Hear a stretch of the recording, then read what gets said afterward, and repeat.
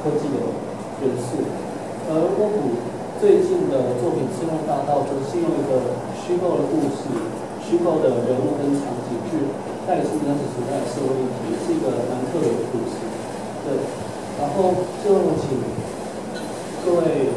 请给两位讲者的热烈掌声。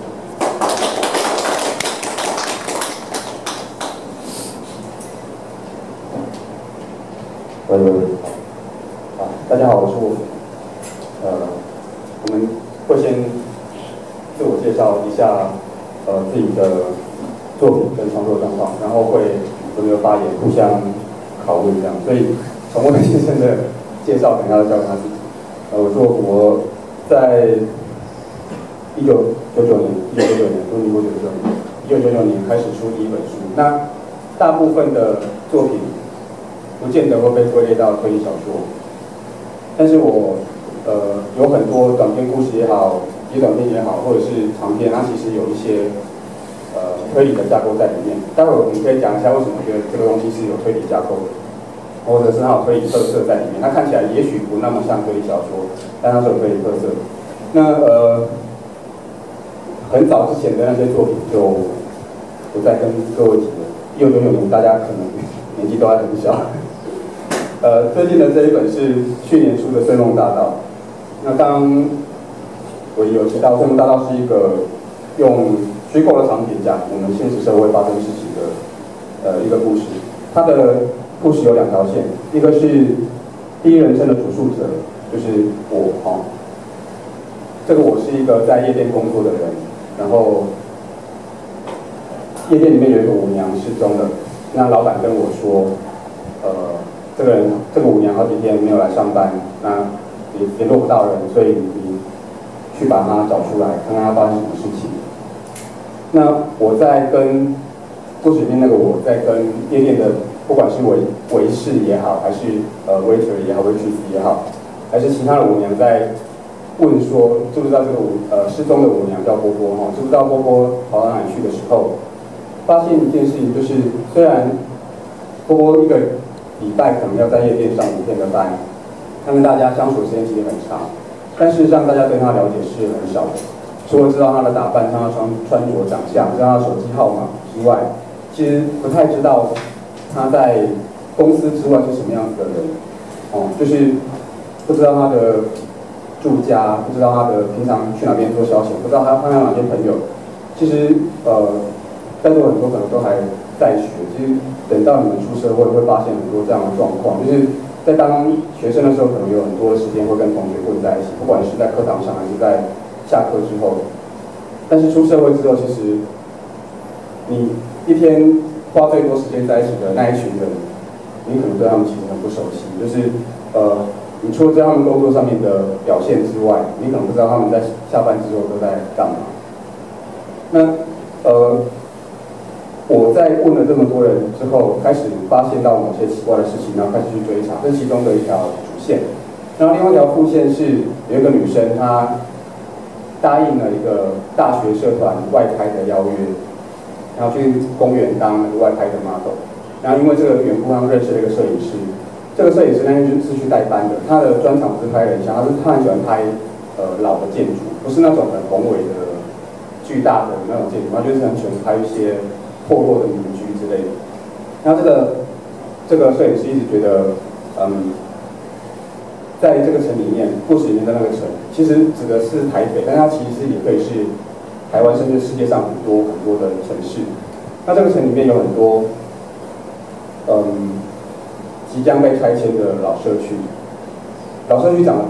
或许并不好看，但是他们之所以变成这个样子，会有他们背后的故事或者他们的原因。这摄影师去拍这些东西，所以他对于莫名其妙被拆迁这个事情，觉得是有点问题的，就是政策上是有点问题的。那他就跟这个来当 model 这个女生说，我们会去抗议这个东西，那你要不要来帮忙？就多一点力量。那这个女生其实对这件事情是没有任何的想法，她没有任何的感觉，她只是觉得很好奇，说这个摄影师跟她讲这件事，所以她就回去查一些资料，发现自己虽然住在这个城里面，但是她完全不晓得自己的生命正在发生这些事情。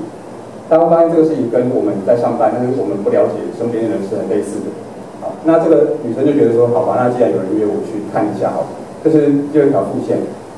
这是副线。那这两条线在故事的中后段会结合在一起，大家会知道说，失踪舞娘到底到哪去了，然后这个女生跟摄影师发生了什么事情，大概是这样子的故事。其实开头跟结尾的处理，就是开头这样的开头其实还蛮像人力派。人力派的故事，人力派的推理小说很多都是要去找一个失踪的人，但是它不完全是推理小说，也在于说它里面有一些一般推理小说不太会用的东西，比方它有超能力，就是这个主角有超能力。虽然受了很多限制，但是这个一般推理小说不太会去使用它。然后另外一个是，这个小说它其实放了很多跟现实对应的东西。其实我写这个故事的原因，除了希望有一些有趣的阅读经验提供给读者之外，我也希望大家读了之后可以去了解一下自己的身边跟我们的社会发生了什么事情。那接下来请宠物先生介绍一下。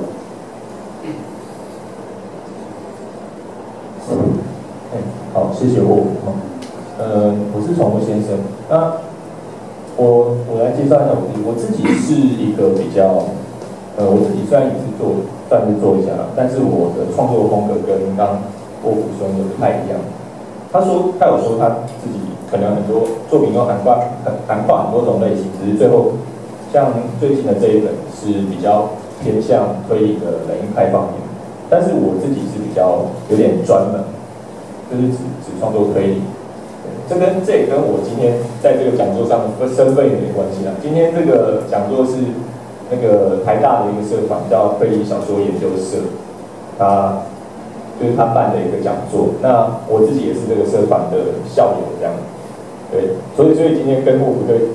对谈也算是一个社团代表的身份。那因为我们两个的创作类型风格，一个是很明显，一个是不太明显，所以其实我们等一下之间会有一些交流，这样关于这方面的交流。OK， 那我自己的作品，我自己作品是在2006年，之前有一些短片啊，但是第一本长篇要在2009不是2009，到我得到一个长篇推理小说奖，叫岛田庄司推理小说奖。开始，那是一部在讲，它有一点科幻风格，就是用一个虚拟实境的系统，你人带上一个机器，你就可以感受到你实际上没有的事物。比方说戴上一个手套，你往前一伸，你会发现前面有东西阻挡你，但是其实没有。你会感觉好像摸到一个人，但其实没有，那是一个电脑装置模拟出来的，就是错觉。这是虚拟实境，那个故事就是用虚拟实境系统做一个网络的空间，然后在里面发生了一个命案，是这样的一个故事，叫《虚拟街头漂流记》。那之后呢，之后再要到了2013，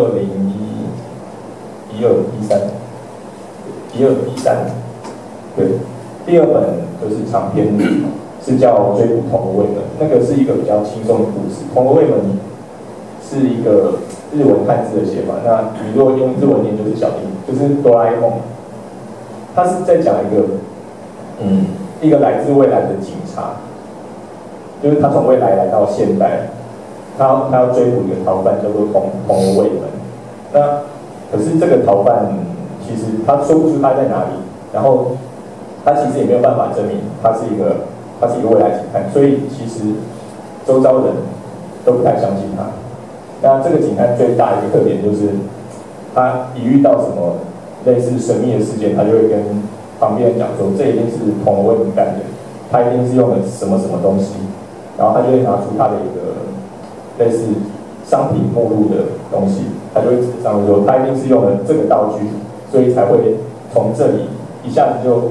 穿梭到那里。大家都知道哆啦 A 梦很多方便道具，这是一个有点像跟哆啦 A 梦致敬，那它又结合了台湾一个在地的，我这一本的舞台是设定在棒球场，它有点像结合台湾就是对棒球文化的喜爱这样的一个故事。那在棒球场里面发生一件命案这样，那一直到最近就是今年4月的时候出了第3本作品，就是大家在桌上看到这本叫 STEP。严格上来说，这不是我一个人写的，我是跟一位香港的作家叫陈浩基两人合写这部作品。STEP 它的故事有点复杂，基本上是这样，它是在讲一部机器，一部很神奇的机器。那个机器是什么？是做什么？就是它可以针对监狱中的犯人去，我们首先会对监狱中的犯人去做一系列的一些测验，一些调查行为，可以看他平常的言行举止，然后对他做一些测验，然后出来一些数据，然后又经过电脑分析，我们来判断说，那个机器就可以判断说，这个犯人出狱之后，他的再犯比例有多高，就是可以判断这个犯出狱之后再犯比例有多高。那听起来好像很厉害，这个就是这部作品的一个背景设定。那有了这个机器之后，美国，首先是美国就开始有一个司法改革，说，那我们就不要，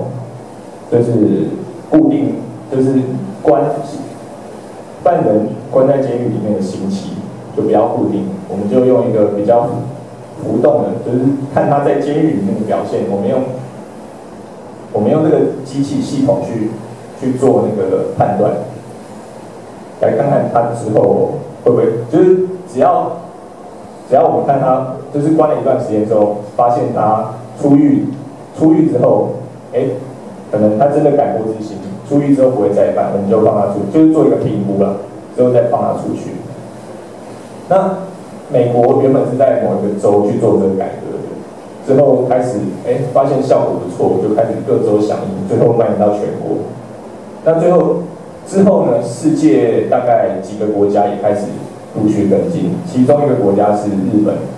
日本也派人到美国去做学习，去取经，去学这个技术回来，然后回到日本用。那日本不是日本当时一开始还没有直接把它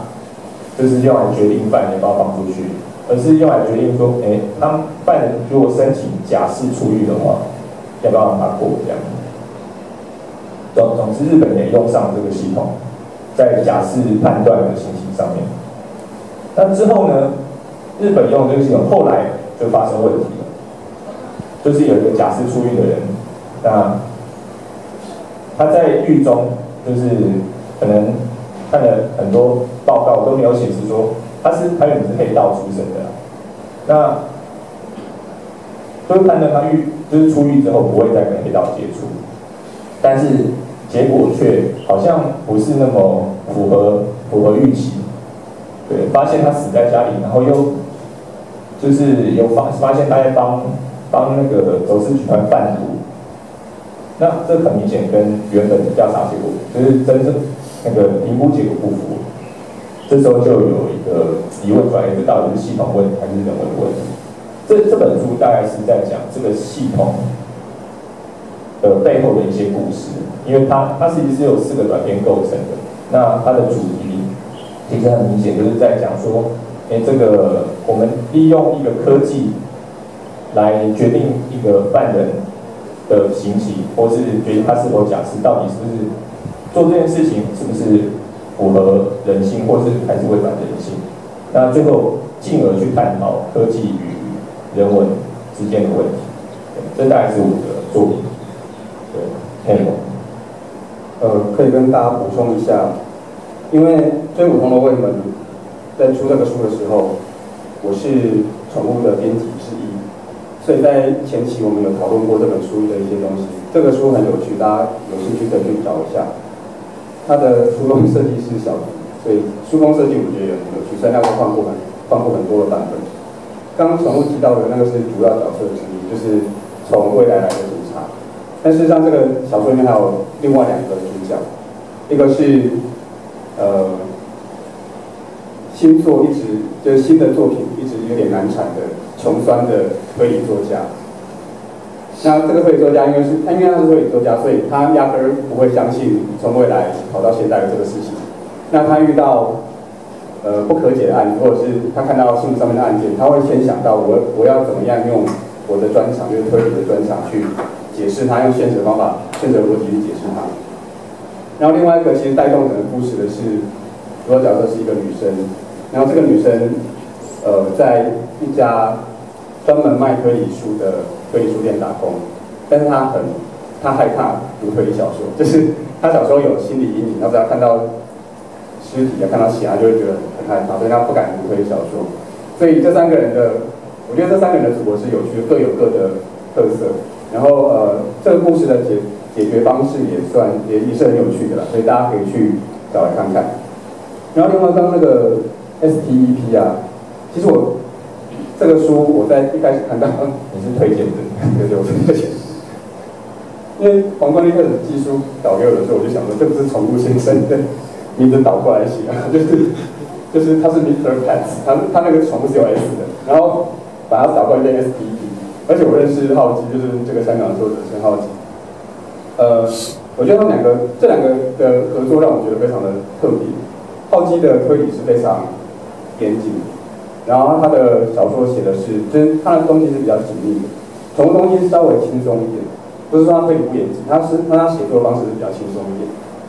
所以我很好奇这两个人合写一本小说会变成什么鬼样子，所以我很早就读，这个小说还是稿子的时候我已经读过了。然后这边可以顺便跟大家讲一下浩基的另外一本书，叫做13.67，那个非常厚的一本书，那是因为浩基写东西会有点无法控制字数的倾向，所以他那本书是6个短篇合成的一个长篇。那主角都是同一个，主角叫关正铎，是一个香港的警察的高阶。故事一开始是关正铎他要死掉的时候遇到的案子。其实算他徒弟遇到案子，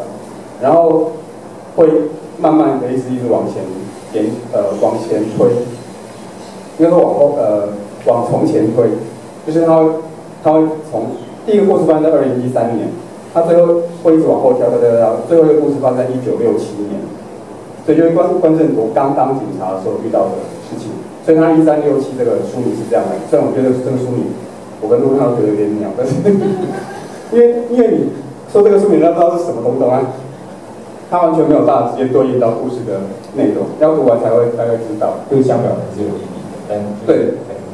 我觉得这个东西重要的是，里面的其实每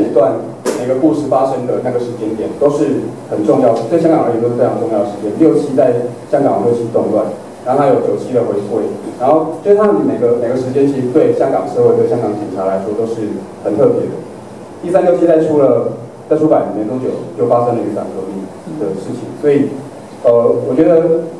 我那时候有跟浩基上次来台湾的时候，就我大概聊了一下这个事情。在一个政权转移之后，公权力变成镇压人民的，不是帮助跟保护人民的力量的时候，他怎么样再去看这件事情？其实我会很好奇，如果因为1367年关正铎到最后一句话，就是一开始的故事就是他年纪很大要过世的时候，他如果活到雨伞革命这个时间，不知道他会怎么样去看香港的这个警务状况。那因为其实宠物有提到说他是比较专门在写推理这个东西，所以我要请问一下，宠物对推理的定义是什么？其实讲定义这个东西，其实你如果我自己是推理社团的人嘛，那就我在这个社团大约我会发现，我们一开始进去社团就，你问我什么是推理小说，我会回答的比较明确，就是有什么，有这个有那个嘛，有谜团，有尸体，也不一定有尸体啊，就是可能有侦探，有解决谜团的过程之类的。那可是当你读了越多看起来好像是推理的作品之后，你就会发现你越来越不清楚推理的定义是什么。好像比方说日本好了，一堆推理排行榜，但是里面有一些看起来不是那么像推理的作品，比方说一坂幸太郎的我看一下蚱蜢，对，蚱蜢，就是开始对对对。总之，基本上《一版新太阳》就不是一个标榜推理小说，虽然说很多人还是把它纳进来，它不是一个标榜推理小说的作家，但是日本的，因为他们用的字是 mystery， 就是神秘的事物谜团，用的字是 mystery， 所以其实不会，就是对我们而言，推理小说的定义在他们那边是更为扩张的。那其实那你说我们一开始在看推理小说的时候，我们心里想的是什么？我会是这样说了，比方说，如果谜团嘛，推理小说肯定一定要有谜团，它如果起点是谜团，然后终点是那个谜团的真相，好了，那从起点到终点这个过程，也就是说从谜团到达真相的这个过程，我们就是我觉得就是推理小说了。那当然还不止这样，如果只是一个谜团、一个真相、一个解答，那中间一些推演程序的话，那就会变成像是在演算数学题目，所以它一定会有一些故事，一定会有故事，有剧情。那至于谜团跟真相，都是跟剧情，还有甚至故事里面的角色有一些连结，甚至有时候这些连结是会到故事之外的。举个例来说好了，比方说，有一个人他被烧死在一栋房子里，对，但是应该不是说，就是有一具焦尸在一栋房子里，但是后来发现那个焦尸其实不是被烧死的，是他在被烧死之前就已经被他肚子上插一把刀，就已经死在就是房子里面。那他不是那栋房子的屋主，那可是接下来那个监视发现说，那个起火点它不是外面有人纵火，那个房子可能是个密室之类，有一个密室状态，就是从里面出不去，外面也进不来。那起火点又在里面，那该不会莫非是死者自己纵火？他快死之前自己纵火？就是那如果是这样的话，那为什么死者要这么做？那如果不是，那为什么？那个犯人又是怎么做到的？纵火犯跟杀人犯要怎么做到的？这是一个谜团，那可能之后有一个答案这样。但是如果只有这个东西，那其实就是一个推理谜题而已。那如果要有故事的话，你可能要有一些剧情的牵扯，比方说那个死者啊，他可能是屋主的某个失散的亲人之类的，然后他死前纵火是要隐瞒这个房屋里面的某一些血缘关系的证据，这就有所谓的动机嘛，也有所谓的角色的人物的情感纠葛，这样就有一些连接。那如果我们要说，跟现实我们现实社会上的关联，你可以说，那个死者是一个，比方说是一个，陈标案的奸商好了，然后他纵火可能是为了要烧毁屋子内的某一样他就是土地，他就是官商勾结的证据之类的，对，他不知道在哪里，他只要他来，但是被那个凶手撞见，他就被杀在里面，但是他又不想让那个留着，所以他就纵火，类似这种，这就有跟现实社会的问题产生了一些故事上的关联。那我们就这个在推理小说中，我们会说这叫社会派，就是说它不只是为了解谜而已，它是还要去指出社会上的问题。对我而言，推理小说它其实就是用一个谜题解答谜题的方式，表现一个故事性以及议题性的东西。其实宠物的这个说法有一点点类似东野圭吾的说法。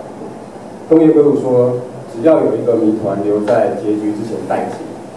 对他来说就叫推理小说。所以东野圭吾是非常，我觉得他是非常过分跟非常贪心的一个人。他现在是日本推理作家协会的主席嘛？会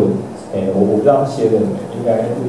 至少也是对，就是前1-2年还是最近的这样。对。那如果他用这个说法去定义推理小说的话，绝大部分的大众小说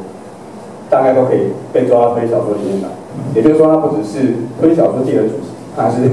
日本文坛的主题。因为日本那么多主流小说其实都是推理小说。那我会觉得，就我自己的阅读状况来看，我跟很多的推理读者一样，就一开始可能从读福尔摩斯开始，但是我其实中间有很长的一段时间，我没有很刻意要去找推理小说来看，我就去找别的东西。我就是一个乱读的人，但是乱读之后，你会发现里面有一些，就是文类跟文类中间其实是有一些奇妙的连接的，它其实不是那么的确定跟固定。比如说，我们举一个跟推理小说没关系的例子，比如说美国的文学家杰克·伦敦写过一本小说叫做《海狼》。海狼的开始是一个书评，因为船难掉到海里去，然后被一艘捕海獭的船救起来。然后这个捕海獭船的船长是一个非常残忍、非常聪明、完全自修、自己看书，因为他成长那个状况就是中下阶层，就是没有受过教育，但他非常聪明，他自己读书，所以他是一个智力跟体力都非常强的人，尼采口中的超人，就是这样子的东西。好，然后这个海狼就是他的绰号叫这个船长的绰号叫海狼比沃，然后他名叫拉森。